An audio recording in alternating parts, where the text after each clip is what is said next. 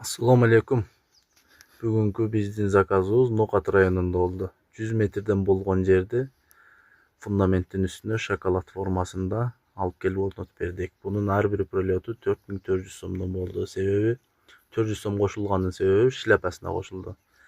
Фундаменттин үстүнө кантип отурат дегендерге ичине арматура салынып, мындай блок менен ичине бетон коюлуп, ушундай блоктор менен коюлат. Ушундай еврозаборлор кимге керек болгон болсо, бизге кайрылсаңыздар болот. Биздин ишканабызга келип, качествосын көрүп кетсеңиздер болот. Биздин дарегибиз Ош облусу Машинан базардын жанында. Түздүктөрү өтө түз.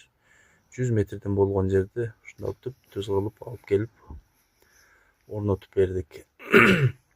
Бунун краскасы болгон болсо, могу бир стойкадан экинчи стойкага чейинкиси 700 сомдон акча кошулуп калат.